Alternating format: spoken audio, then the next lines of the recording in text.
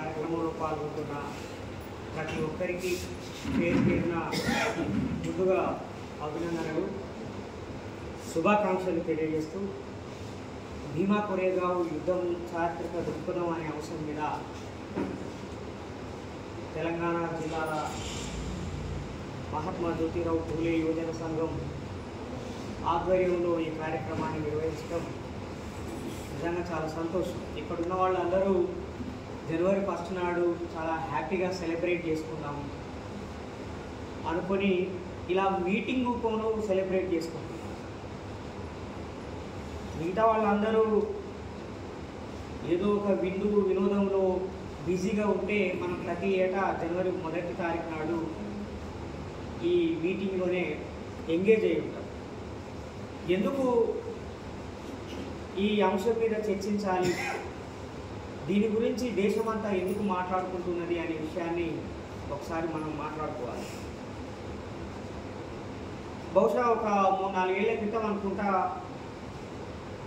భీమా కొరేగావ్ ఉత్సవాలకి వెళ్తున్నటువంటి వాళ్ళ మీద దాడులు చేసి దాన్ని ఒక అల్లర్లుగా మార్చి ఆ తర్వాత ప్రభుత్వమే కొంతమంది మీద కుట్రదారులు అనే ఆరోపణ మోపి సంవత్సరాల తరబడి జైల్లో బంధించిన విషయం కూడా మనకు తెలుసు.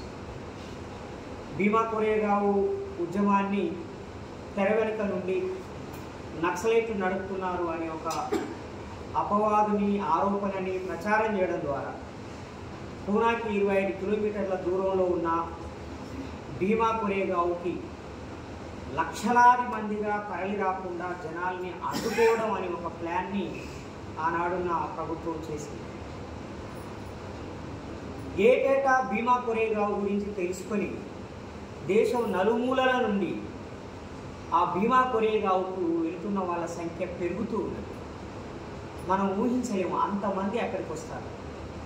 సుమారు ఒక 10 లక్షల మందికి పైగా భీమా కొరేగావ్కి ప్రజలు అన్ని కులాల వాళ్ళు వస్తారు. అది ఒక జాతరలాగా తలపిస్తుంది. కానీ అక్కడికి వచ్చిన ప్రతి ఒక్కరూ భీమా కొరేగావ్ యుద్ధంలో పాల్గొన్న వీరులని జ్ఞాపకం చేసుకుంటారు.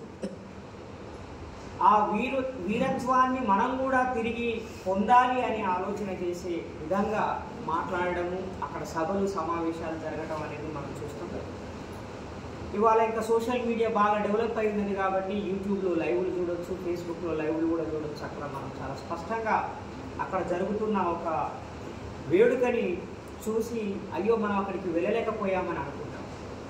మహారాష్ట్ర చరిత్రలో 2 రోజులు చాలా కీలకమైన రోజులు అక్కడ. ఒకటి దసరా పండుగ రోజు.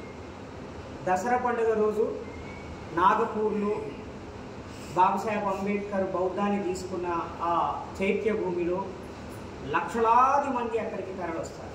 సుమారు ఒక 50 లక్షల మంది వరకు అక్కడికి వచ్చి బౌద్ధాన్ని అదేవిధంగా బాబాసాహెబ్ అంబేద్కర్ ఆలోచనల్ని సెలబ్రేట్ చేసుకుంటారు. అది మొత్తం మహారాష్ట్ర ఈవెంట్స్లోనే అతిపెద్ద సంఘటన. రెండోది భీమా కొరేగావ్ సంఘటన. ఈ 2 సంఘటనలు చాలా పెద్ద ఎత్తున మహారాష్ట్ర ప్రజలు అదేవిధంగా దేశవ్యాప్తంగా ఉన్న అనేక మంది అంబేద్కర్ పూలే ఐడియాలజీతో పనిచేసే వాళ్ళు, సమాజం మారాలని కోరుకునే వాళ్ళు వచ్చేటువంటి 2 సంఘటనలు. మిత్రులారా, చరిత్రని తెలుసుకోకపోతే చరిత్రని నిర్మించలేదు. బాబాసాహెబ్ అంబేద్కర్ ఏమంటాడంటే ఎవరైతే చరిత్రను తెలుసుకోరో వాళ్ళు చరిత్రను నిర్మించలేరు అని అంటాడు. అయితే ఎలాంటి చరిత్రను తెలుసుకుంటే ఎలాంటి చరిత్రను నిర్మాణం చేస్తారు? చరిత్ర ఏది అసలు? ఏది చరిత్ర, ఏది చరిత్ర కాదు? చరిత్రకి ఆధారము, సాక్ష్యము ఉండాలి, ఒక ఎవిడెన్స్ ఉండాలి చరిత్ర. అది లిఖితపూర్వకమైన ఆధారం కావచ్చు, శిలాశాసనం కావచ్చు, లేదా ఒక కట్టడం కావచ్చు, లేదా ఒక రైటింగ్ కావచ్చు, ఏదో ఒక ఆధారం ఉండాలి.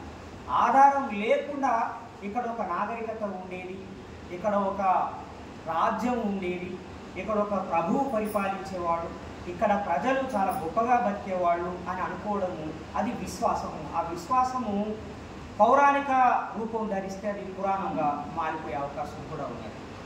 అయితే చాలా సార్లు పురాణాల్లో కూడా భౌతిక చరిత్రకు సంబంధించిన నిజమైన చరిత్రకు సంబంధించిన రిఫ్లెక్షన్స్ కూడా ఉంటాయి అక్కడక్కడ. ఉదాహరణకి జాంబ పురాణం ఉన్నది. డక్కులోళ్ళు, చిందోళ్ళు, బయటోళ్ళు, నులక చెందేళ్ళు చెప్పి జాంబ పురాణంలో కొంత మనకి ఆధారం దొరుకుతాయి. అట్లాగే ఇంకా చాలా పురాణాల నుంచి కూడా చరిత్రని బయటికి తీయడానికి ప్రయత్నాలు జరిగాయి. రామాయణం జరిగిందా, మహాభారతం జరిగిందా అనే దాని మీద కూడా చరిత్రకారులు పరిశోధన చేశారు. దానికి సంబంధించిన ఆధారాలు సేకరించే ప్రయత్నం కూడా చేశారు. కొంతమంది ఆధారాలు దొరికాయని అన్నారు, కొంతమంది అసలు ఆధారాలు దొరకలేదని అన్నారు. ఏమైనా మనకి ఒక కన్సిస్టెంట్గా చరిత్ర అంటూ లభించింది అని అంటే శాసనాల రూపంలో మనకి మౌర్యుల కాలం నుండి శాసనాల రూపంలో కనిపిస్తుంది. అశోక చక్రవర్తి దేశవ్యాప్తంగా వేయించినటువంటి శాసనాల ద్వారా మనకు లభించినటువంటి చరిత్ర చాలా స్పష్టంగా కనిపిస్తుంది. అశోకుడి కన్నా ముందు నందరాజులు వేయించిన శాసనాలు కూడా మనకి చాలా స్పష్టంగా కనిపిస్తాయి. నందరాజులు పెదబంకూరు, కరీంనగర్ జిల్లాలో ఉన్న పెదబంకూరు అనే ఒక గ్రామంలో గుట్ట మీద వేయించిన శాసనం మనకి ఇంకా దొరుకుతుంది. అదేవిధంగా అశోక చక్రవర్తి జగ్గయ్యపేటలో వేయించిన శాసనాలు దొరుకుతాయి. శాతవాహనులు మన దేశాన్ని పరిపాలించిన శాసనాలు మనకు దొరుకుతాయి. ఇక్కడ శాతవాహనులు మన మౌర్య రాజుల యొక్క సామంతులుగా ఉన్నారు. శాతవాహనుల కాలంలోనే మనకి నాగార్జునుడు గుంటూరు, నల్గొండ కేంద్రంగా, నాగార్జున సాగర్ కేంద్రంగా ఇక్కడ జీవించాడని, అక్కడ బౌద్ధ ఆరామం ఉన్నదని ఆయన రాసిన పుస్తకాల ఆధారంగా దొరుకుతున్నాయి. అదేవిధంగా శాతవాహనులు పరిపాలించారు అనడానికి నాగార్జునుడు రాసినటువంటి పుస్తకాలు మనకి సాక్ష్యంగా ఉన్నాయి.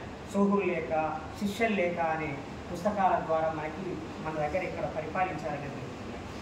ఆ తర్వాత మనకి రాష్ట్రకూటులు వచ్చారు, విష్ణుకూటులు వచ్చారు, చాళుక్యులు వచ్చారు, ఇంకా చాలామంది వచ్చారు. వారిలో పరంపరలో భాగంగా మనకి ఇక్కడ కాకతీయులు కూడా వచ్చారు. సో ఈ చరిత్ర శాసనాల రూపంలో లభిస్తున్నటువంటి చరిత్రని మనం స్పష్టంగా చూడవచ్చు. బ్రిటిష్ వాళ్ళు వచ్చిన తర్వాత ఇంకా స్పష్టంగా వాళ్ళు రికార్డ్ చేస్తూ వచ్చారు.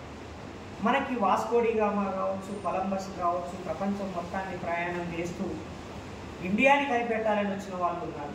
ఎవరు వచ్చినా సరే వాళ్ళు చేరుకున్నది క్యాలికట్కే చేరుకున్నారు, అంటే అరేబియా సముద్రానికే చేరుకుంటారు. అవన్నీ పశ్చిమ దేశాలు కాబట్టి ఎవరు వచ్చినా కేరళకే చేరుకుంటారు ఫస్ట్.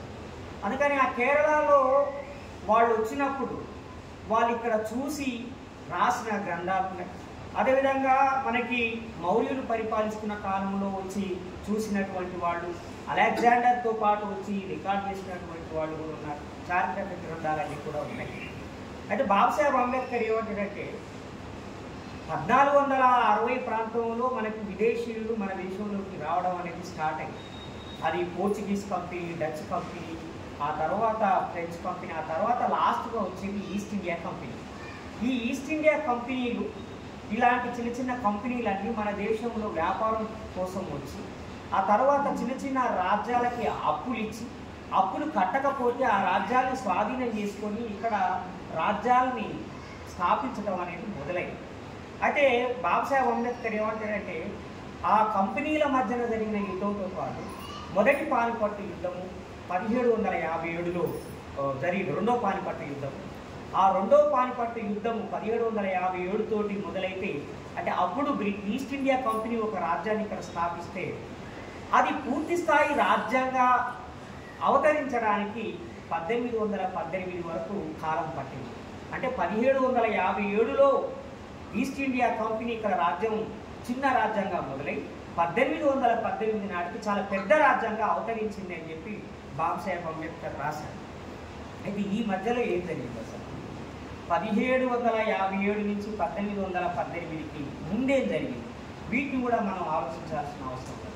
చరిత్రను రాసిన వాళ్ళందరూ ఇప్పటి వరకు కూడా చాలా కాలం వరకు మౌర్యుల చరిత్రని ఎవరికి తెలియకుండా చేశారు, శివాజీ చరిత్రని ఎవరికి తెలియకుండా చేశారు, కాకతీయుల చరిత్రని ఎవరికి తెలియకుండా చేశారు.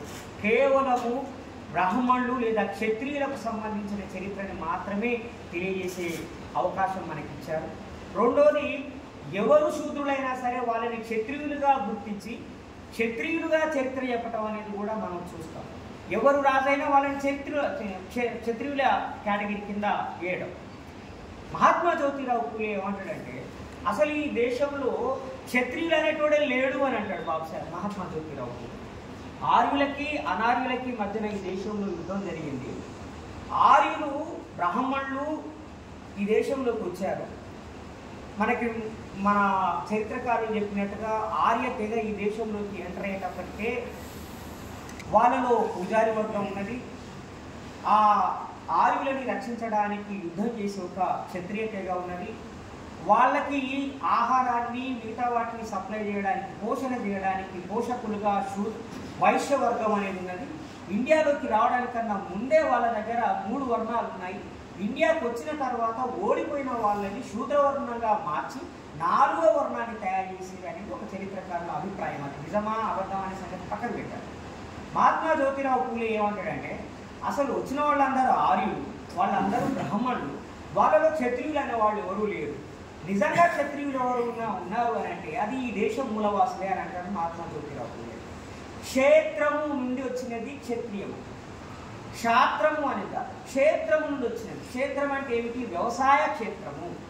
వ్యవసాయ నాగరికతను నిర్మించినటువంటి ఈ మూలవాసులని ఆర్యులు అనేక పద్ధతుల ద్వారా ఓడించి తమ రాజ్యాన్ని స్వాధీనం చేసుకున్నారు తప్ప నిజంగా ఆర్యుల్లో క్షత్రియులు ఎవరు లేరు అని చెప్పాను.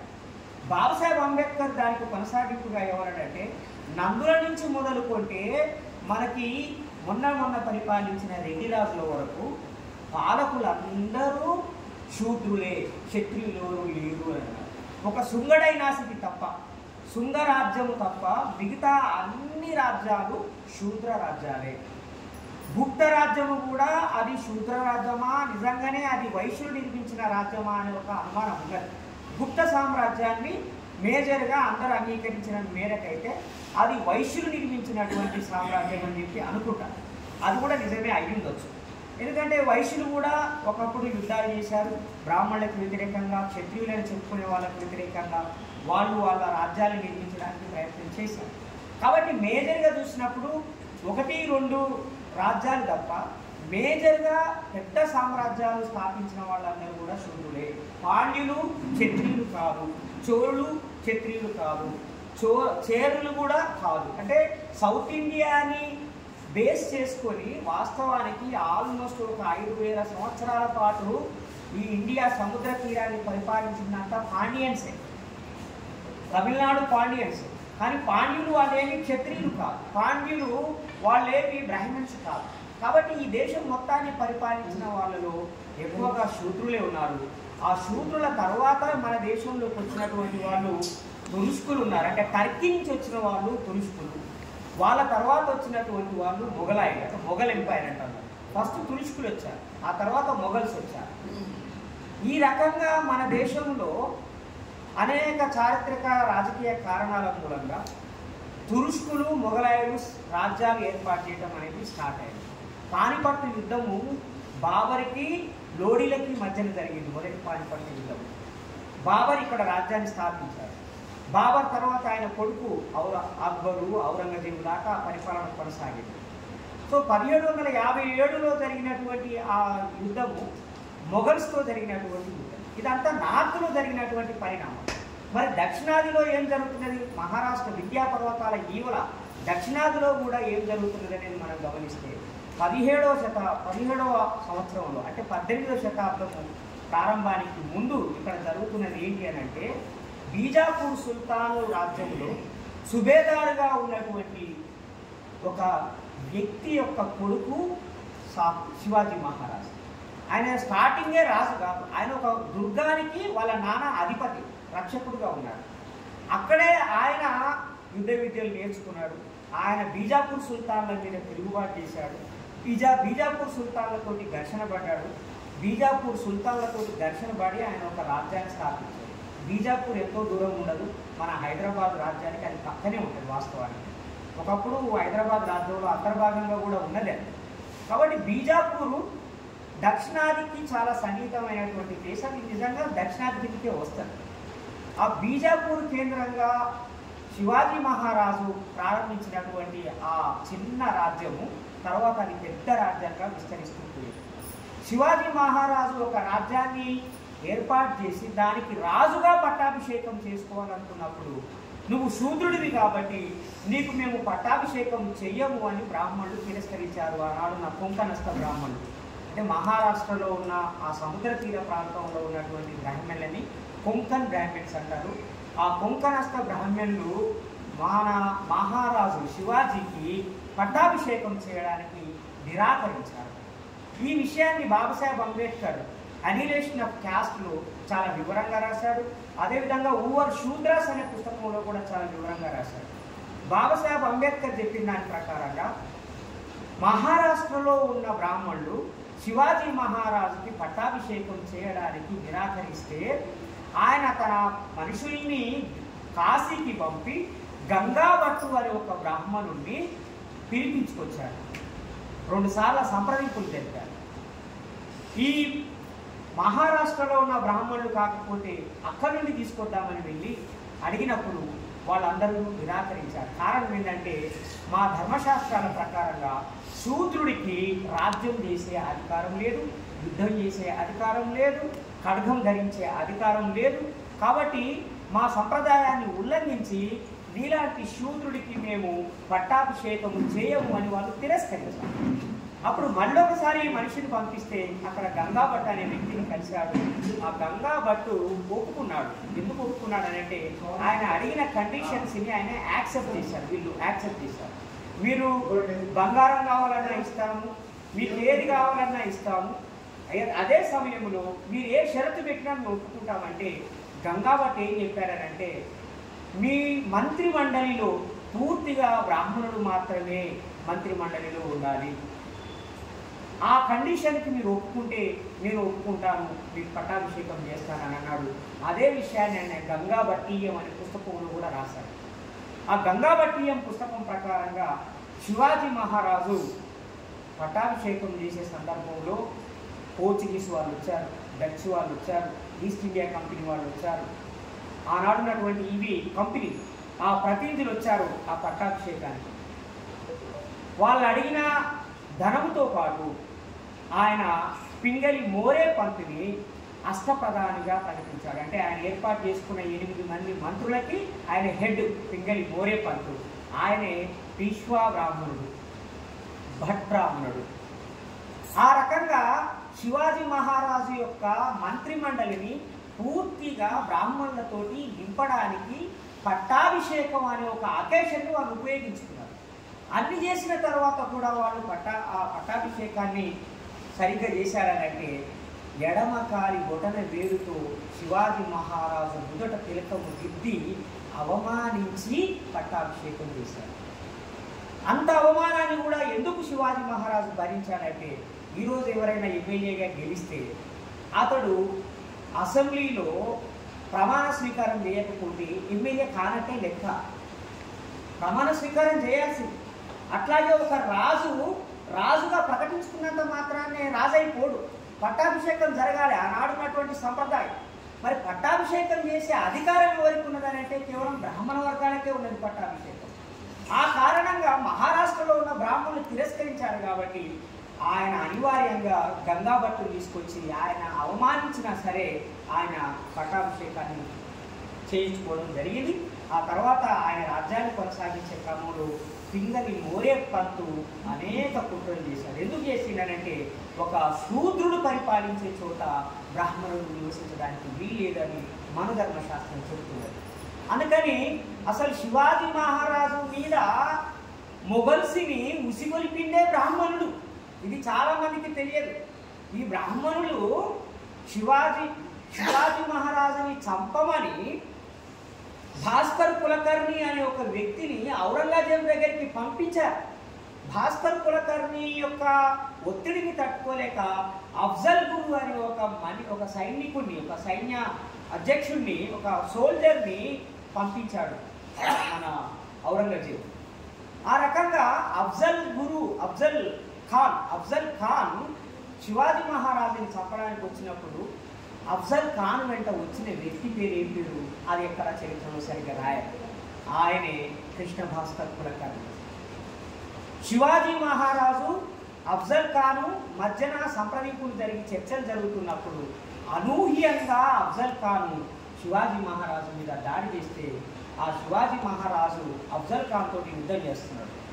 కృష్ణ భాస్కర్ కులకర్ణి నిజంగానే శివాజీ మహారాజు క్షేమం కోరుకునేవాడైతే ఇక్కడ ఈ సోకాళ్ళు ఇప్పుడు మన వాళ్ళు చెప్పే హిందూ రాజ్యం ఉండాలని కోరుకుంటే ఆయన శివాజీ మహారాజు పక్షాన ఉండాలి. కానీ కృష్ణ భాస్కర్ కులకర్ణి అఫ్జల్ ఖాన్తో చేతులు కలిపి శివాజీ మహారాజు మీద కత్తి దూశాడు. వీరాది వీరుడైన శివాజీ మహారాజు అఫ్జల్ ఖాన్ని చంపాడు. అదే చేతితో కృష్ణ భాస్కర్ కులకర్ణిని కూడా చంపాడు. శివాజీ మహారాజు ముస్లిం వ్యతిరేకంగా ప్రచారం చేస్తున్నారు. అందులో వాస్తవం లేదు. ఎందుకంటే ఆ రోజు తనకి అంగరక్షకుడుగా వచ్చిన వ్యక్తి కూడా ఒక ముస్లిమే. ఆయన హిందూ పక్షపాతి, ముస్లిం వ్యతిరేకి అని చెప్తున్నారు. కానీ అలాంటి వ్యక్తిని చంపమని అఫ్జల్ ఖాన్ తీసుకొచ్చింది ఒక కృష్ణ భాస్కర్ కులకర్ణి. పైగా శివాజీ మహారాజు మీద కత్తి దూసిన వాళ్ళలో ఆ కృష్ణ భాస్కర్ కులకర్ణి కూడా ఉన్నారు. నిజంగానే శివాజీ మహారాజు ఈ హిందూ సమాజం, హిందూ ధర్మం కోసం పోరాడితే కృష్ణ భాస్కర్ కులకర్ణిని చంపాల్సిన అవసరం ఏమున్నది?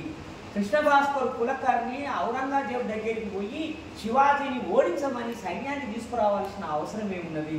అంటే శూద్రుడు రాజ్యాన్ని ఏర్పాటు చేయడం బ్రాహ్మణులకు ఇష్టం లేదు కాబట్టి ఆ ప్రయత్నం చేశారు. అందుకని ఈ పప్పులేవి ఉడకమని ఇంకొక మార్గాన్ని ఎంచుకున్నారు.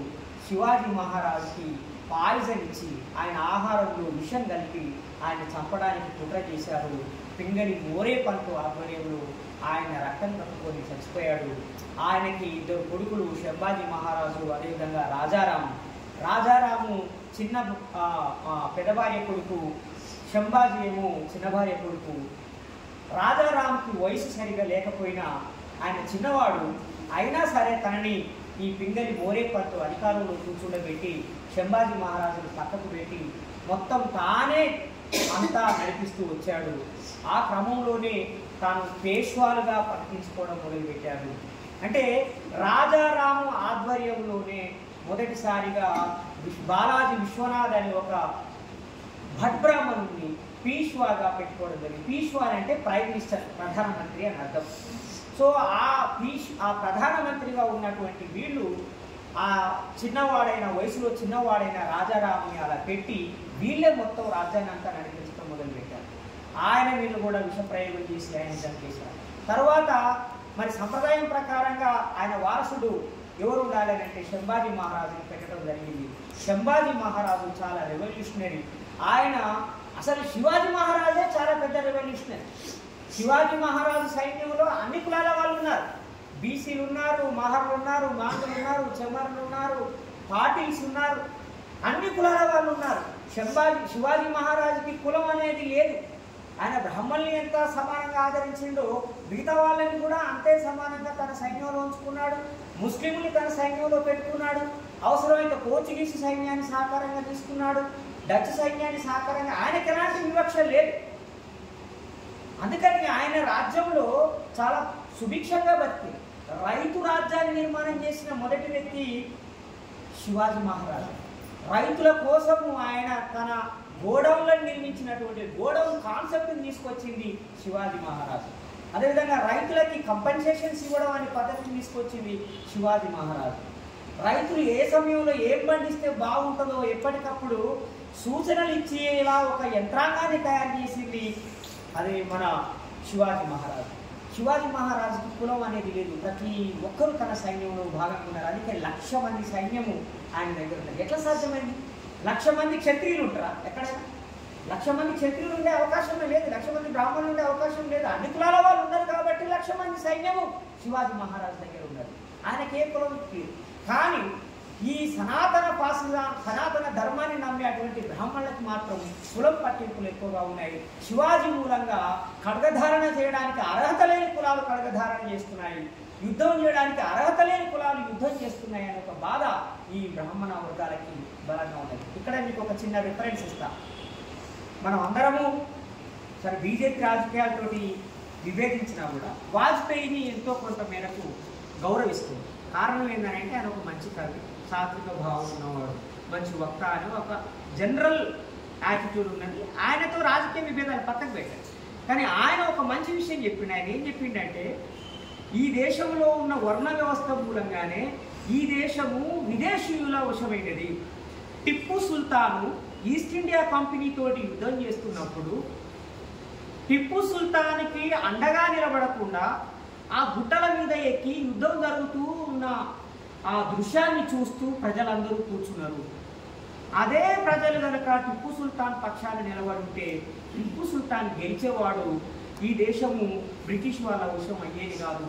కారణం ఏంటంటే యుద్ధం చేసే బాధ్యత రాజుది, క్షత్రియులది అనుకుంటారు. ఆ రకంగా క్షత్రియులు మాత్రమే యుద్ధం చేయాలనే నియమం ఉండడం మూలంగా ఆ క్షత్రియుల సంఖ్య చాలా తక్కువ ఉండడం మూలంగా చాలా ఈజీగా ఈ దేశాన్ని బ్రిటిష్ వాళ్ళు ఆక్రమించుకున్నారు అని చెప్తారు. అంటే ఏంటి? వర్ణ వ్యవస్థలో ఒక వర్గం మాత్రమే యుద్ధం చేయాలి. శూద్రుడు యుద్ధం చేయడానికి వీల్లేదు, వైశ్యుడు యుద్ధం చేయడానికి వీల్లేదు, బ్రాహ్మణుడు అసలే యుద్ధం చేయడానికి వీల్లేదు. ఇది ధర్మం. ఎవరు చేయాలి యుద్ధం? కేవలం క్షత్రియుడు మాత్రమే చేయాలి. అందుకని బాబాసాహెబ్ అంబేద్కర్ చాలా అద్భుతంగా రాశాడు. ప్యాక్స్ బ్రిటానికా అనే ఒక పుస్తకంలో రాస్తా ఆయన ఏం చేసి చెప్పిండనంటే, అందరూ వ్యవసాయం చేసుకుంటూ ఉంటే కోటల ముందు వ్యవసాయం చేసుకుంటుంటారు, మన ప్రజలందరూ వ్యవసాయం చేసుకుంటూ ఉంటే ఆ కోటను జయించడానికి శత్రు సైన్యాలు వాళ్ళ ముందు నుంచే పోతుంటాయి. ఇప్పుడు ఆ పొలంలో పనిచేసే వారు లేచి చూసి ఓహో వేరే రాజులు ఎవరు వస్తున్నారు, ఆ రాజులు వాడు వీడు యుద్ధం చేసుకుంటాడు, వాళ్ళు ఎవరు గెలిస్తే వాడే మన రాజు అనుకుంటారు వీళ్ళు పొలాల్లో పనిచేసేవాళ్ళు. ఎందుకు? ఈ యుద్ధం చేసే బాధ్యత రాజులది, సైనికులది, క్షత్రియులది మాత్రమే. అంటే క్షత్రియుడైన వాడే సైనికుడు కావాలి. మిగతా వాళ్ళకి ఎవరికి యుద్ధం చేసే బాధ్యత లేదు. వీళ్ళు ఏం చేయాలి? పొలంలో పని చేస్తూ ఎవరు రాజు అయితే వాడికి బానిసత్వం చేయాలి. ఈ సిస్టమ్ ఉన్నది కాబట్టి ప్రతి ఒక్కరూ మన ఊళ్ళని దాటి కోటల్ని జయించాలి. ఊళ్ళని దాటి కోటలు ఎందుకు జయించారంటే ఈ ప్రజలకి యుద్ధం చేసే డ్యూటీని అప్పచెప్పలేదు కాబట్టి. అందుకే ఈ వర్ణ వ్యవస్థ కారణంగానే ఈ దేశము విదేశీయులకి హస్తగతమైంది అని సాక్షాత్తు బీజేపీకి ఆర్ఎస్ఎస్లో ట్రైనింగ్ పొందినటువంటి వాజ్పేయి గారే అని అన్నారు. కాబట్టి క్షత్రియుడు కానీ ఒక శూద్రుడైన శివాజీ రాజ్యాన్ని పరిపాలిస్తే అక్కడ బతకడం ఇష్టం లేక ఆయన మీద విషప్రయోగం చేసి ఆయన చంపారు. ఆయన కొడుకు రాజారాముని చంపారు. ఆ విషయాన్ని గ్రహించిన శంభాజీ మహారాజు బ్రాహ్మణులని దూరం పెట్టడము, ఈ పీష్వాల అధికారాల్ని కత్తిరించడం అనే దాన్ని ప్రయత్నం చేస్తూ ఉంటే ఈ శంభాజీ బతుకుంటే మనం బతకడం కష్టము. కాబట్టి శంభాజీని కథం చేయాలని ఔరంగజేబుకి కంప్లైంట్ చేయడం మొదలుపెట్టారు. ఔరంగజేబు సహకారంతో శంభాజీని చంపి ఏం చెప్పారనంటే ఈ శంభాజీని చంపింది ఔరంగజేబు అని ప్రచారం చేశారు. శంభాజీ మహారాజు మీద అంత కోపం ఎందుకు వచ్చింది అనంటే శంభాజీ మహారాజు ఔరంగాబాదు, బీజాపూరు, సుల్తానాబాదు ఆ ఏరియా అంతా, సతారా ఆ ఏరియా అంతా తిరిగి చూస్తున్నప్పుడు పెద్ద పెద్ద కొండలు, గుహల్లో బౌద్ధ ఆరామాలు కనిపించాయి. మీరు ఇప్పటికి వెళ్తే ఔరంగాబాద్ ఏరియాలో పెద్ద పెద్ద గుట్టలన్నీ ఆ తొలిచి బౌద్ధ విహారాలుగా మనకు కనబడతాయి. అజంతా, ఎల్లోరా కూడా మనకు అక్కడే ఉంటాయి. అసలు బౌద్ధం ఏంటి అని ఆయన తెలుసుకొని బౌద్ధాన్ని స్టడీ చేసి బుద్ధభూషణం అనే ఒక పుస్తకాన్ని రాశాడు శంభాజీ మహారాజు, గొప్ప కవి, రచయిత. సో ఆయన ఎప్పుడైతే బౌద్ధం వైపు ప్రయాణం చేయాలని నిర్ణయించుకున్నాడో ఆయన బతికుంటే ప్రమాదం అని ఆయన చంపేశారు. ఆయన తోలు ఒలిచి ఎండబెట్టేశారు, ముక్కలు ముక్కలుగా నరికేశారు, తోలు ఒలిచారు. మనధర్మశాస్త్రం ప్రకారంగా ఎవడైనా ఒక శూద్రుడు బ్రాహ్మణులకు వ్యతిరేకంగా, బ్రాహ్మణ ధర్మానికి వ్యతిరేకంగా మాట్లాడితే, ప్రవర్తిస్తే అతన్ని ముక్కలు ముక్కలుగా నరకమని చెప్తుంది మన ధర్మశాస్త్రం. తోలు ఒలవమని చెబుతుంది. దాని ప్రకారంగానే శంభాజీ మహారాజుని వాళ్ళు హత్య చేశారు. అదే నిజంగానే ఔరంగజేబు చేతిలో గనక శంభాజీ మహారాజు చచ్చిపోతే ముస్లింలు ఆ రకంగా తోలు వలిసి చంపడం అనే పద్ధతి వాళ్ళది ఉండదు. ఒకే వేడితో చంపేస్తారు, అయిపోతుంది. అంటే ఇంత క్రూరంగా శిక్షించే శిక్షా పద్ధతులు ఇస్లాంలో లేవు. అది ఇస్లాం ధర్మానికి విరుద్ధం.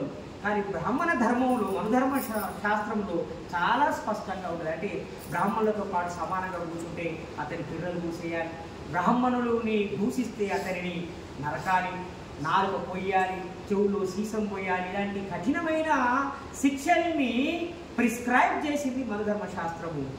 కాబట్టి శంభాజీని చంపింది ఔరంగజేబు కాదు, ఔరంగజేబు సైన్యం కాదు, ఆయన చంపింది బ్రాహ్మణ వర్గాలే అనే ఒక బలమైన వాదన మహారాష్ట్ర కేంద్రంగా జరుగుతూ ఉంటుంది. దాని మీద కూడా చర్చ జరగాలి.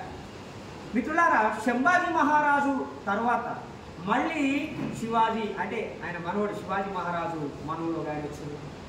ఆ రకంగా ఈ క్రమంగా లాస్ట్కి వచ్చేటప్పటికి ఏమైందంటే పీష్వాలు ఆ శివాజీ మహారాజు వారసులందరినీ నిర్వీర్యం చేసి రాజ్యాన్ని తన కంట్రోల్లోకి తీసుకోవడం మొదలుపెట్టారు. రాజ్యాన్ని తమ కంట్రోల్లోకి తీసుకొని మొత్తం పీష్వా రాజ్యాన్ని ఏర్పాటు చేయడం మొదలుపెట్టారు. ఈ పీష్వా రాజ్యము ఎంత ప్రమాదకరంగా మారిందనంటే కఠినంగా మనుధర్మ శాస్త్రాన్ని అమలు చేశారు వాళ్ళు. అందుకని ఆర్ఎస్ఎస్ వాళ్ళు ఏం చెప్తారంటే 2 స్వర్ణయుగాలు ఉన్నాయి మన దేశంలో. ఒకటి గుప్తుల కాలం నాటి స్వర్ణయుగం, 2 పీష్వాల పరిపాలనలో స్వర్ణయుగం. ఈ పీష్వా స్వర్ణయుగం గురించి మహాత్మా జ్యోతిరావు పూలే గులాంగిరి పుస్తకంలో చాలా అద్భుతంగా రాశారు. పీష్వాలు ముఖ్యంగా 2వ బాజీరావు పీష్వా కాలంలో ఎలాంటి పోటీలు నిర్వహించే వాళ్ళు మహాత్మా జ్యోతిరావు పూలే గులాంగిరిలో రాశారు. నెయ్యి ఎవరు ఎక్కువ తింటారో పోటీ అంట. అసలు ఒకవైపు తిండి తినడానికే జనాలకి లేదు, కానీ నెయ్యి ఎన్ని బకెట్లు తింటాడు, ఎంత ఎక్కువ తింటాడో పోటీ పెట్టుకోవడం. అట్లాగే వాళ్ళు సరదా కోసము శూద్రుల తలలు నరికి వాటితోటి చెడ్డాడడం, ఇలాంటి ఒక భయంకరమైన రాజ్యాల్ని వాళ్ళు నడిపారు. అంటే ఒక శూద్రుడు మొదలుపెట్టినటువంటి రాజ్యాన్ని నిజంగానే ఈ బ్రాహ్మణులకి బడ్ బ్రాహ్మణులకి ధైర్యం ఉంటే బీజాపూర్ సుల్తాన్తో కొట్లాడి రాజ్యాన్ని ప్రారంభించవచ్చుగా. మొదలుపెట్టిందేమో శివాజీ శూద్రుడు, ఆయన రాజ్యాన్ని అంతం చేసి అధికారంలోకి వచ్చిందేమో పీష్వాలు. వచ్చిన తర్వాత వాళ్ళు తలలు నరికి బంతాట ఆడింది ఎవరు చేయాలంటే శూద్రులు, అటరాని వాళ్ళ శరీరాలకు. కాబట్టి ఈ పీష్వాల మూలంగా భయంకరమైన పరిస్థితిని ఇక్కడ మనం అనుభవించాము. మూతికి ముంత ముటికి చీపురు అనే ఒక అటరాని వాళ్ళకి ఇచ్చినటువంటి శిక్ష శివాజీ కాలంలో లేదు, శివాజీకి ముందు కూడా లేదు.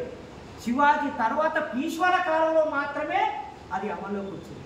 ఒక గొప్ప విప్లవాన్ని తీసుకొచ్చిన శివాజీ మహారాజు రాజ్యాన్ని అంతం చేసి బ్రాహ్మణులు ప్రతిఘాతక విప్లవ సమాజాన్ని ఏర్పాటు చేశారు. ఒక కౌంటర్ రెవల్యూషనరీ సమాజాన్ని ఏర్పాటు చేసి శూద్రులని అతిశూద్రుల్ని చదువు లేకుండా చేసి, ఆస్తి లేకుండా చేసి, రాజ్యంలో ఎలాంటి పాత్ర లేకుండా చేసి, కనీసం మానవ హోదా లేకుండా చేసి సర్వనాశనం చేసినప్పుడు ఆ శివాజీ సైన్యంలో సైనికులుగా పనిచేసిన వాళ్ళు మహర్లు, చెమర్లు, మాంగులు, మాతంగులు ఊళ్ళకి దూరంగా ఎట్టి బానిసల కంటే హీనంగా బతుకుతున్నటువంటి పరిస్థితి.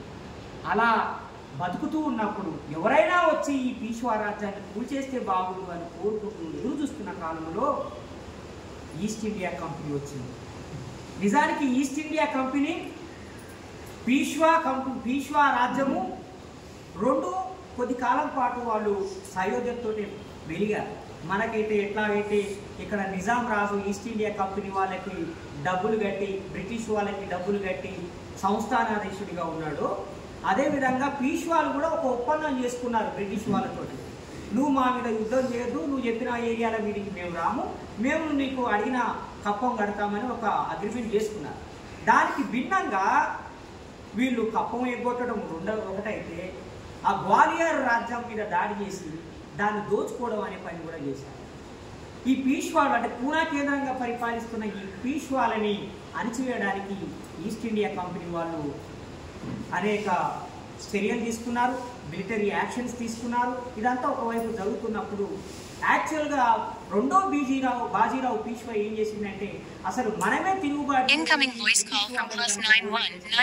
మొత్తం బ్రిటిష్ వాళ్ళు పరిపాలిస్తున్న ప్రాంతం అంతా నా చేతిలోకి వస్తుంది, అప్పుడు నేను ఒక స్వర్ణయుగాన్ని నిర్మించుకోవచ్చు, మొత్తం ఈ బ్రాహ్మణ రాజ్యాన్ని నిర్మించుకోవచ్చు అని ఆయన తిరుగుబాటు ఆలోచన చేశారు. ఆ సమయంలో 1818లో బ్రిటిష్ వాళ్ళు తన సైన్యాన్ని తీసుకొని ఈ పీష్వా రాజ్యాన్ని జయించడానికి వచ్చారు. పీష్వాలు యుద్ధం చేయడంలో కన్నా యుద్ధాన్ని భయంకరంగా చేస్తారని ప్రచారం చేసుకోవడంలో దిట్ట. వాళ్ళ దగ్గర ఆయుధాలు ఉన్నాయట, వేల మంది సైన్యం ఉందట, వాళ్ళు నరరూప రాక్షసులాట, వాళ్ళు భయంకరమైన యుద్ధ యోధులు కలిగి ఉన్నారట. అమ్మో మనం పోతే ఏమవుతుందో అని జనరల్గా ఏంటంటే వాడు లోపల భయంతో ఉన్నా సరే గంభీరంగా కనబడితే వాడు ఎత్తు పొడుగున్నాడు అని ఓటలేమని ఎదుటోడు చూసి భయపడ్డట్టు వీళ్ళు తమ సంఖ్యని ఎక్కువ ఉన్నారు. మా దగ్గర 20,000 కాల్బలం ఉన్నది, గజబలం ఉన్నది, అశ్వక దళం ఉన్నది అని ఇట్లా సంఖ్యను చెప్పుకొని చూడడం ద్వారా దానికి అనుకూలంగా కొంతమందిని చంపి వేలాడదీయడము, కొంతమందిని తోలు ఒలవడము, ఇలాంటి క్రూరమైన చర్యలు చేయడం ద్వారా శత్రువుకి భయం కలిగించి ఆ రాజ్యం మీదకి దండెత్తి రావాలంటే ఒక గగురుపాటును కల్పించిన ఒక స్ట్రాటజీ వాళ్ళకి, అంటే యుద్ధ తంత్రం తెలుసు వీళ్ళకి, కానీ అంత యుద్ధంలో అంత బలమైన వాళ్ళు కాదు. అయితే ఈ కథలన్నీ విని, వీళ్ళు భయంకరులాట అనే కథలన్నీ విని ఈస్ట్ ఇండియా కంపెనీ వాళ్ళు ఆ భీమా నది ఒడ్డు తీరంలో గుడారాలు వేసుకొని కూర్చున్నారు.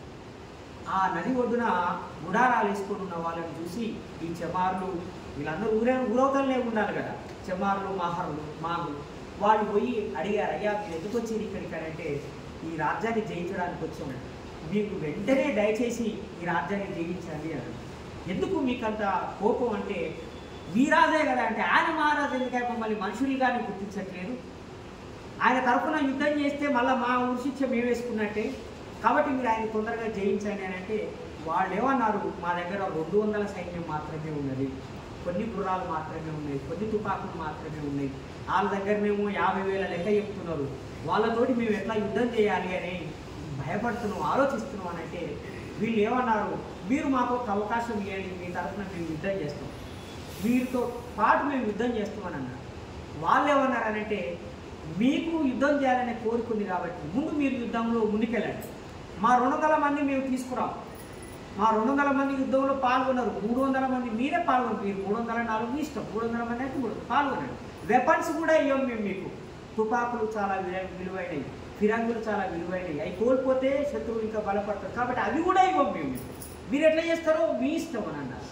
వీళ్ళు ఏమన్నారా, ఎందుకు ఇక్కడ ఈ పాయింట్ మీకు ఎందుకు 300 విషయం ఎందుకు స్పష్టంగా చెప్తున్నానంటే, మీరు ఢిల్లీకి వెళ్ళండి, ఢిల్లీ గేట్ ఉంటుంది, ఢిల్లీ గేట్ మీద సైన్యంలో పనిచేసి చచ్చిపోయిన పేర్లు అందరినీ ఉంటాయి, మీరు చూసారా ఎప్పుడైనా? ఢిల్లీ గేట్ వెళ్ళండి, అందులో వడయేస్టోని పేరు ఉంటుంది, కిరాయి సైనికుల పేరు కూడా ఉంటుంది. బ్రిటిష్ వాళ్ళు ఏం చేసేవాళ్ళంటే తన యుద్ధం కోసము హైర్ చేసుకునేవాళ్ళు, కొంతమందిని కిరాయి తీసుకొచ్చుకునేవాళ్ళు, అట్లాగే అరబ్ సైనికుల్ని కూడా కిరాయి తీసుకొచ్చుకున్నారు. ఇక్కడ నిజాం రాజు అరబ్ దేశాల నుంచి కిరాయి సైనికుల్ని తీసుకొచ్చుకొని పెట్టుకునేదే మెహదీపట్నం కంటోన్మెంట్. మెహదీపట్నం కంటోన్మెంట్ ఎవరి కోసం పెట్టింది? యాక్చువల్గా ఆ రోజుల్లో అరబ్ సైనికుల కోసం. ఆ మధ్యన అక్బరుద్దీన్ మీద కత్తితో దాడి చేసిన వ్యక్తులు ఎవరు అనుకున్న వాళ్ళు అరబు జీన్స్ వాళ్ళే అండి, వాళ్ళు అరబులు, అంటే వీళ్ళు కిరాయి సైనికులు. అట్లాగే బ్రిటిష్ వాళ్ళు కూడా కిరాయి సైన్యంతో ఈ దేశాన్ని ఆక్యుపై చేస్తున్నారు. అందుకని కిరాయికి తెచ్చుకున్న వాడి ప్రాణం చాలా విలువైంది వాళ్ళకి. వాడు యుద్ధంలో పాల్గొంటే ఎవరు చచ్చిపోతే మాకు నష్టం, అందుకని మేము అతన్ని మా 200 మందిని యుద్ధంలోకి పంపము. ఇది వాళ్ళు పెట్టిన కండిషన్. సరే మేమే మీ తరఫున యుద్ధం చేస్తాం, మమ్మల్ని గుర్తించండి, కానీ మాకు కొన్ని హామీలు ఇవ్వండి. ఏంటంటే మమ్మల్ని మనుషులుగా చూడాలి, మాకు మానవ హోదా ఇవ్వాలి, పౌర హోదా ఇవ్వాలి, మీ సైన్యంలో ఉద్యోగం ఇవ్వాలి, మా పిల్లలకి చదువులు చెప్పాలి అని వీళ్ళు కొన్ని కండిషన్స్ పెట్టారు. అంటే ఇవన్నీ దళితులు తమని విముక్తి చేసే కండిషన్స్ బ్రిటిష్ వాళ్ళకి పెట్టి వాళ్ళు ఒప్పించారు. ఎందుకు మిత్రులారంటే 1813లో చార్టర్ చట్టం వచ్చింది. ఈస్ట్ ఇండియా కంపెనీ చార్టర్ చట్టాన్ని అమలు చేయాలి. బ్రిటిషు సామ్రాజ్యము అంటే బ్రిటిషు రాణి 1813 చార్టర్ చట్టాన్ని చేసి ఒక ముఖ్యమైన డ్యూటీని అప్పగించింది. ఏంటంటే ఈస్ట్ ఇండియా కంపెనీయే స్కూల్ ఏర్పాటు చేయాలి, తాను సంపాదించిన దాంట్లో కొంత భాగాన్ని ఆ స్కూళ్ళలో చదవడానికి ఖర్చు పెట్టాలి, పిల్లలకి పుస్తకాలు ఇవ్వాలి, బట్టలు ఇవ్వాలి, టీచర్లకి జీతాలు కూడా ఈస్ట్ ఇండియా కంపెనీయే ఇవ్వాలి. ఇది చార్టర్ చట్టం చెప్తున్నటువంటి విషయం. దాంట్లో ముఖ్యంగా ఎవరైతే మోస్ట్ బ్యాక్వర్డ్గా ఉన్నారో, వెనుకబడి ఉన్నారో వాళ్ళకి చదువు చెప్పాలనే ఒక క్లాజ్ కూడా ఉన్నది. దాని ప్రకారంగా ఈస్ట్ ఇండియా కంపెనీ ఇక్కడ స్కూళ్ళు పెట్టి చదువులు చెప్పడం అనేది మొదలుపెట్టింది అప్పటికే. సో ఆ కన్సర్న్ ఈ దళితులకి ఉన్నది. అందుకని ఈ దళితులు ఈ అంటరాని వాళ్ళు ఏం చేశారంటే మాకు ఆ అవకాశాలను ఇవ్వాలంటే తప్పకుండా మేము ఇస్తామని అన్నారు. ఆ రోజు డిసెంబర్ 31వ తారీఖు నాడు భీమా నది తీరంలో పీష్వాల సైన్యానికి వ్యతిరేకంగా 300 మంది మహాత్ములు చెమారులు యుద్ధంలో దిగారు. సుమారు 12 గంటల పాటు యుద్ధం జరిగింది. ఆ యుద్ధంలో రక్తం ప్రవహించింది. అక్కడ భీమా నదిలో పారిని నీళ్లు కాదు రక్తం అని చెప్పి చరిత్రకారులు ప్రకటించారు. ఆయుధాలు లేవు, ఎట్లా గెలిచింది? ఎవరికి సాధ్యం కాని విషయం. అంటే వాళ్ళ నుండి ఆయుధాలు గుంజుకొని వాళ్ళనే చంపుతూ వీళ్ళు చంపే ఆ భయంకరమైన తీరును చూసి భయపడి వాళ్ళు పారిపోయారు. బాజీరావు పీష్వా పారిపోయాడు కోటను వదిలేసి. బాజీరావు పీష్వా కొడుకును పట్టుకొని అతని తలను నరికేసి పెద్ద తాడి చెట్టు అంత ఎత్తున్న ఒక జెండా కర్రకి దాన్ని వేలాడదీస్తే కొడుకు తలను చూసి భయపడి బాజీరావు పీష్వా పారిపోయాడు ఆ కోటను వదిలేసి. ఆ రకంగా జనవరి 1వ తారీఖు నాటికి యుద్ధం భయంకరమైన కుల చాందసత్వం ఉన్న పీష్వా రాజ్యం అనేది అంతరించింది. బాజీరావు పీష్వా పారిపోయి మళ్ళీ ఈస్ట్ ఇండియా కంపెనీ తోటి ఒక ఒప్పందం చేసుకున్నాడు. మీరు ఎట్లా చెప్తే అట్లా వీరే రాజులు, నేను బతకడానికి నాకు రాజభృతి ప్రకటించాలి అని ఒక కంపెన్సేషన్ తీసుకొని పెన్షన్ స్కీమ్ కింద ఆయన పెట్టారు. అయితే మిత్రులారా ఆ కథ అక్కడితోటే ఆగిపోలేదు. ఎందుకనంటే 1818లో మన వల్ల అంటే అంటరాని వాళ్ళ మూలంగా బ్రిటిష్ వాళ్ళు పీష్వా రాజ్యాన్ని జయించి చాలా పెద్ద రాజ్యాన్ని కంట్రోల్లో తీసుకున్నారు. కానీ ఆ తర్వాత బ్రిటిష్ వాళ్ళు బ్రాహ్మణులతోటి మిలాఖత్ అయిపోయారు. కారణం ఏంటంటే ఇమ్మీడియట్గా చదువురాని ఈ సమాజంతో వాళ్ళు ప్రభుత్వాన్ని నడపలేరు, కంపెనీని నడపలేరు. కాబట్టి చదువుకున్న వాళ్ళు కావాలి. చదువుకున్న వాళ్ళు ఎవరైనంటే బ్రాహ్మణులు. ఆ బ్రాహ్మణులని తన కంపెనీలో ఉద్యోగులుగా పెట్టుకుంటే వాళ్ళు ఏం చేశారంటే బ్రిటిష్ వాళ్ళని నెమ్మదిగా కన్విన్స్ చేసి బ్రిటిష్ వాళ్ళేమో మహర్ రెజిమెంట్ని ఏర్పాటు చేశారు. ఈ యుద్ధం తర్వాత మహర్ రెజిమెంట్, చెమర్ రెజిమెంట్ని ఏర్పాటు చేశారు. తర్వాత క్రమంగా 1850 వచ్చేటప్పటికల్లా ఆ రెజిమెంట్ని కూడా రద్దు చేయడం అనేది మొదలుపెట్టారు బ్రిటిష్ వాళ్ళు. 1857లో చెమార్ రెజిమెంట్ అసంతృప్తితోటి ఉండి ఏం చేసిందనంటే 57లో తిరుగుబాటులో కూడా పాల్గొన్నారు. సో అది కూడా ఒక కోపం బ్రిటిష్ వాళ్ళకి. అందుకని బ్రిటిష్ వాళ్ళు ఈ రెజిమెంట్ని రద్దు చేయడం జరిగింది.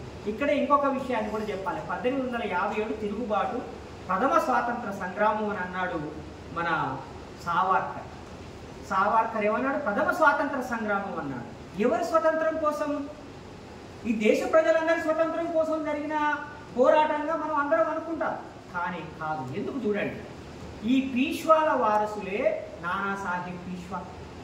బాజీరావు పీష్వా యొక్క వారసుడే నానాసాహెబ్ పీష్వా. ఫడ్నవీస్ కూడా ఆ పీష్వా బ్రాహ్మణుడే.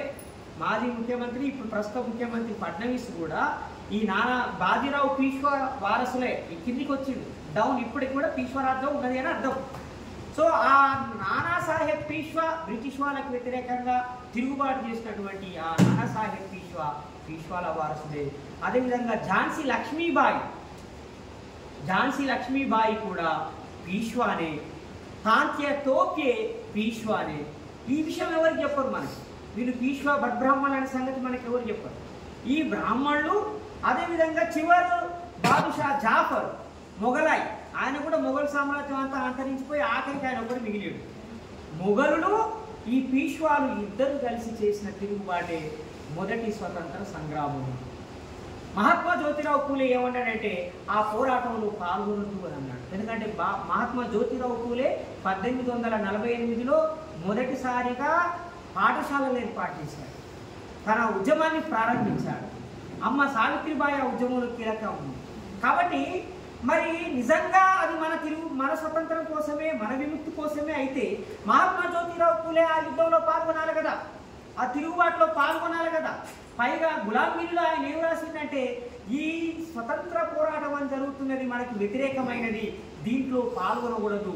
పైగా నానాసాహెబ్ పీష్వా ఎంత దుర్మార్గుడు అంటే నేను మిమ్మల్ని రక్షిస్తానని చెప్పి ఆ తెల్లదొరల ఆడవాళ్ళని చిన్నపిల్లల్ని ఒక దగ్గరికి పోగేసి శత్రువులకి సమాచారం ఇచ్చి ఆడపిల్లలు చిన్నపిల్లలు అని చూడకుండా వాళ్ళని పొడిచి చంపించేశాడు, వాళ్ళని పునాదుల్లో పూడ్చి చంపేశాడు. ఇతడు దుర్మార్గుడు అని చెప్పి మహాత్మా జ్యోతిరావు పూలే రాశారు.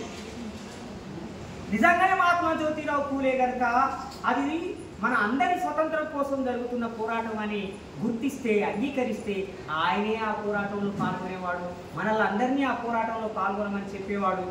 ఎందుకంటే మహాత్మా జ్యోతిరావు పూలే 1890లో చచ్చిపోయాడు. కాబట్టి ఇది స్వతంత్ర పోరాటం కాదు. ఎవరి స్వతంత్రము? బ్రాహ్మణ పీష్వాల స్వతంత్రం. నిజంగానే ఆ స్వతంత్రం సక్సెస్ అయితే ఏమయ్యేది? మళ్ళీ ఈశ్వరాజ్యం వచ్చేది. మూతికి ముంత ముడికి చీపులు కట్టుకొని అంటరానులు ఊరు బయట తిరిగేవాళ్ళు. ఈ శూద్రులందరూ చదువు లేకుండా ఎలాంటి మానవ హోదా లేకుండా బానిసలుగా బతికేవాళ్ళు. కానీ మన అదృష్టం కొద్దీ ఆ 1857 తిరుగుబాటు ఫెయిల్ అయిపోయింది, విఫలమైపోయింది. మహాత్మా జ్యోతిరావు పూలే మొదలుపెట్టిన ఆ ఉద్యమం అడ్వాన్స్ అయ్యింది, ముందుకు పోయింది. మహాత్మా జ్యోతిరావు పూలే చట్టపరమైన హక్కుల్ని డిమాండ్ చేశాడు. మహాత్మా జ్యోతిరావు పూలే శూద్రులకి అతిశూద్రులకి హక్కుల్ని అధికారాలని అడిగాడు. ఆయనే ఆ భీమా కొరేగావు స్తూపం దగ్గరికి వెళ్ళి ప్రతి సంవత్సరం మీటింగ్లు పెట్టేవాడు. ఇది చాలా మందికి తెలియదు. భీమా కొరేగావు స్తూపం దగ్గర మీటింగులు పెట్టింది మహాత్మా జ్యోతిరావు పూలే. మనం ఎంత గొప్పవాళ్ళో తెలుసా అని చెప్పి గుర్తు చేస్తూ ఈ సమాజం మీద తిరుగుబాటు చేయమని పిలుపునిచ్చింది మహాత్మా జ్యోతిరావు పూలే. శివాజీ మహారాజు సమాధి ఎక్కడ ఉందో మొదటిసారి గుర్తించింది మహాత్మా జ్యోతిరావు పూలే. ఆ పొదలన్నింటినీ తీసేసి ఆ సమాధి దగ్గర ప్రతి ఏటా శివాజీ ఉత్సవాల్ని జరిపింది మహాత్మా జ్యోతిరావు పూలే. శివాజీని ఒక ఐకాన్గా, ఒక ఆదర్శనీయమైన రాజుగా పూనా వీధుల్లో ఊరేగించింది మన మహాత్మా జ్యోతిరావు పూలే. కానీ మహాత్మా జ్యోతిరావు పూలే చచ్చిపోయిన తర్వాత బాలగంగాధర్ తిలక్ శివాజీ జయంతిని శివ జయంతిగా గణేష్ ఉత్సవాలుగా మార్చేశారు. యాక్చువల్గా శివాజీ పుట్టినరోజుని వేడుక చేసింది మహాత్మా జ్యోతిరావు పూలే. పూలే చచ్చిపోయిన తర్వాత బ్రిటిష్ వాళ్ళకు వ్యతిరేకంగా, తుర్కోళ్లకు వ్యతిరేకంగా బాలగంగాధర్ తిలక్ అది గణేష్ ఉత్సవాల కిందకి మార్చేసి స్వతంత్ర పోరాటంగా మార్చేశారు. దానివల్ల కొత్తగా ఒక పండుగ తయారైంది, వినాయక చవితి అనే ఉద్యమం. వినాయక చవితి పండుగ అంతకుముందు లేదు. బాలగంగాధర్ తిలక్ తయారు చేసిన పండుగ. యాక్చువల్గా అది ఏ పండుగ? శివాజీ మహారాజు పండుగ అది యాక్చువల్. కానీ అలా మార్చేస్తూ వచ్చారు. చరిత్రలో జరిగింది ఈ రకంగా జరుగుతూ వచ్చింది. ఏమైనా మహాత్మా జ్యోతిరావు పూలే దగ్గరికి వెళ్ళి ఈ అంటరాని వాళ్ళందరూ మొరబెట్టుకుంటే ఆయన వినతి పత్రాలు రాసిచ్చాడు. మీరు మహర్ రెజిమెంట్ని, చెమ్మర్ రెజిమెంట్ని మళ్ళీ పునరుద్ధరించండి అని చెప్పి ఉత్తరాలు రాశారు. పూలే చనిపోయిన తర్వాత బాబాసాహెబ్ అంబేద్కర్ కూడా ఆ విషయం మీద బ్రిటిష్ వాళ్ళతోటి చర్చలు జరిపాడు. ముఖ్యంగా 1818లో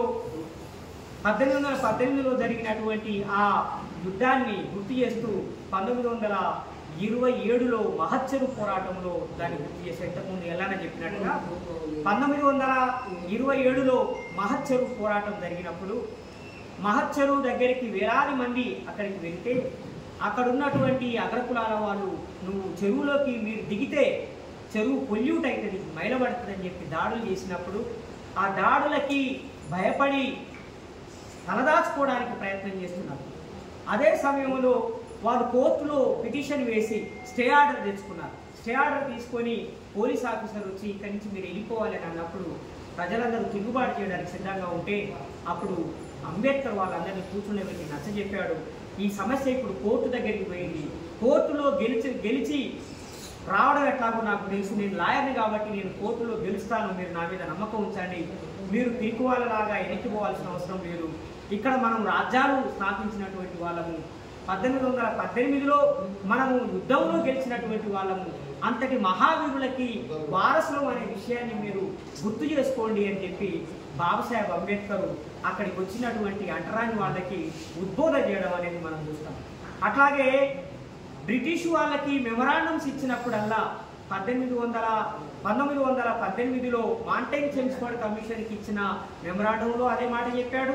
అదేవిధంగా 1927లో సైమన్ కమిషన్ వస్తే, 28లో సైమన్ కమిషన్ వస్తే సైమన్ కమిషన్కి కూడా అదే విషయం చెప్పాడు. ఓ బ్రిటిష్ వాళ్ళారా మీరు ఇక్కడ రాజ్యాన్ని స్థాపించారంటే దానికి కారణం మా అంటరాని వాళ్ళు చేసిన త్యాగాలు, పోరాటాలు, యుద్ధాలు. మా నెత్తుటి మీద మీరు రాజ్యాన్ని ఏర్పాటు చేశారు, కానీ మాకు హక్కుల్ని కాలరాస్తున్నారు అని చెప్పి బ్రిటిష్ వాళ్ళకి గుర్తు చేసిన సందర్భంలో ఈ సంఘటనలన్నీ కూడా బాబాసాహెబ్ అంబేద్కర్ రిమైండ్ చేశారు. అందుకని ఈ దేశంలో అతి తక్కువ సైన్యంతో ఈ దేశాన్ని జయించింది ఎవరంటే బ్రిటిష్ వాళ్ళు. ఈస్ట్ ఇండియా కంపెనీ కూడా చాలా తక్కువ సైన్యంతో వచ్చి ఈ దేశాన్ని జయించాలని ప్రయత్నం చేసి, మిత్రులారా కేవలం 1000 మంది పల్లార్ సైన్యంతో, అంటరాని వాళ్ళ సైన్యంతో బే ఆఫ్ బెంగాల్లో పోర్చుగీస్ కంపెనీకి వ్యతిరేకంగా ఈస్ట్ ఇండియా కంపెనీ యుద్ధం చేసింది కేవలం 1000 మందితో. పోర్చుగీస్ కంపెనీ దగ్గర 10,000 మంది ఉన్నారు. డల్హౌసీ ఆధ్వర్యంలో జరిగినటువంటి ఆ యుద్ధంలో ఈస్ట్ ఇండియా కంపెనీ గెలిచింది. కారణం ఏంటంటే ఆ సముద్రం మీద అటరానులు చేసినటువంటి యుద్ధం, వాళ్ళు చూపించినటువంటి సాహసము, నైపుణ్యం. కాబట్టి ఈ దేశంలో వీరోచిత సాహసాలు కలిగినటువంటి ఈ జాతులు, ఈ బీసీలు, ఈ ఎస్సీలు, ఎస్టీలు అందరూ కూడా తమ చరిత్రని తాము మర్చిపోవడం మూలంగానే తాము ఏం చేయాలో నిర్ణయించుకోలేకపోతున్నారు, ఎలాంటి సమాజాన్ని నిర్మించాలో వాళ్ళు నిర్ణయించుకోలేకపోతున్నారు. అందుకే బాబాసాహెబ్ అంబేద్కర్ నీ చరిత్రని నువ్వు తెలుసుకుంటే నీ రాజ్యాన్ని నువ్వు నిర్మించుకోగలుగుతావు. పరుల చరిత్రను తెలుసుకుంటే పరుల రాజ్యం కోసం నువ్వు త్యాగం చేస్తావు. ఇతరుల చరిత్ర కోసం నువ్వు నిలబడితే వాళ్ళ రాజ్యం నిర్మాణమై. నీ తండ్రి చరిత్ర, నీ తల్లి చరిత్ర, నీ పూర్వీకుల చరిత్రను నువ్వు తెలుసుకుంటే వాళ్ళు ఏం కోరుకున్నారో అది నిర్మించడం కోసం, దాన్ని సాధించడం కోసం నువ్వు సిద్ధపడతావు, మెంటల్గా ప్రిపేర్ అవుతావు, ఫిజికల్గా ప్రిపేర్ అవుతావు.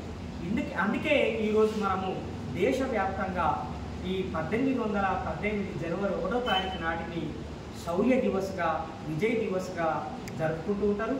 ఈ స్ఫూర్తితో కూడా మనము ఇప్పుడు యుద్ధం చేసే పరిస్థితి లేదు. ఆ రోజులంటే అనివార్యంగా యుద్ధం ఒక అవకాశం దొరికింది, యుద్ధం చేశారు. ఇప్పుడు ఎవరి మీద యుద్ధం చేస్తారు? ఇప్పుడు ఓటుతోనే యుద్ధం చేయాలి. ఈ ఓటు అనే ఆయుధాన్ని మన శత్రువులకి అప్పచెప్పి మమ్మల్ని అణచివేస్తున్నారు, మమ్మల్ని దోపిడీ చేస్తున్నారు, మమ్మల్ని బానిసలుగా చూస్తున్నారు అని అంటే ఆ అధికారం నువ్వే అప్పచెప్తున్నావు. కాబట్టి మన సమాజము తన చరిత్రని తాను తెలుసుకోవాలి. అప్పుడు మాత్రమే ఈ సమస్య నుంచి బయటపడగలుగుతాము.